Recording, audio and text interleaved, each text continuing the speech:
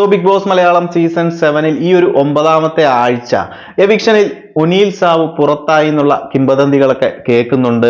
ഈ ആഴ്ച ഡേഞ്ചറസ് സോണിൽ ഏറ്റവും വോട്ട് കുറവുണ്ടായിരുന്ന ഒരു കണ്ടസ്റ്റന്റ് കൂടിയായിരുന്നു ഒനീൽ സാബു. സാറ്റർഡേ എപ്പിസോഡിലാണ് ഒനീലിന്റെ എവിക്ഷൻ കാണിക്കുന്നതെന്നും അതുപോലെ ഒരു ഡബിൾ എവിക്ഷൻ ഉള്ള സാധ്യതകൾ ഉണ്ടെന്നുമാണ് നിലവിൽ ലഭിക്കുന്ന റിപ്പോർട്ടുകൾ. എന്താണെന്നുണ്ടെങ്കിലും 100% ഉറപ്പൊന്നും പറയുന്നില്ല, കാരണം ഇത് ബിഗ് ബോസ് ആണ്, എന്തും ഏത് നിമിഷവും മാറി മറിയാം.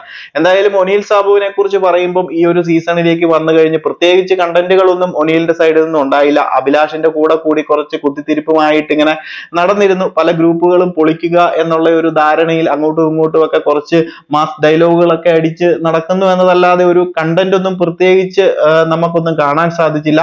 എന്നാൽ ഒരു 2-3 ആഴ്ചകൾക്ക് മുന്നേ നമ്മുടെ ലക്ഷ്മിയും മസ്താനിയും നടത്തിയ ഒരു സ്റ്റേറ്റ്മെന്റിന്റെ പുറത്താണ് സോഷ്യൽ മീഡിയയിലൊക്കെ ഒനീൽ സാബു അവിടെ ഉണ്ടോ എന്ന് പോലും 4 പേര് അറിഞ്ഞത്. അതിനുശേഷം കുറച്ച് ഹൈപ്പിലേക്ക് കയറി വന്ന ഒരു കണ്ടസ്റ്റന്റ് ആണ് ഒനീൽ. അതുപോലെ തന്നെ ഇപ്പോൾ ഒരു 2-3 ആഴ്ചയായിട്ട് അത്യാവശ്യം കണ്ടന്റുകൾ കൊടുക്കുന്നുണ്ട്, അത്യാവശ്യം സംസാരിക്കുന്നുണ്ട്.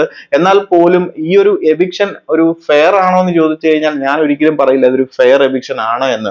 കാരണം ഒനീലിനേക്കാളും വളരെ മോശമായിട്ടുള്ള കണ്ടസ്റ്റന്റുകൾ ഇപ്പോഴും ബിഗ് ബോസ് ഹൗസിനുള്ളിൽ നിൽപ്പുണ്ട്. വെറും വാഴയായിട്ടുള്ള നമ്മുടെ സാബുമാനെയൊക്കെ എന്തിനാണ് അവിടെ നിർത്തിയേക്കുന്നതെന്ന് അറിയില്ല.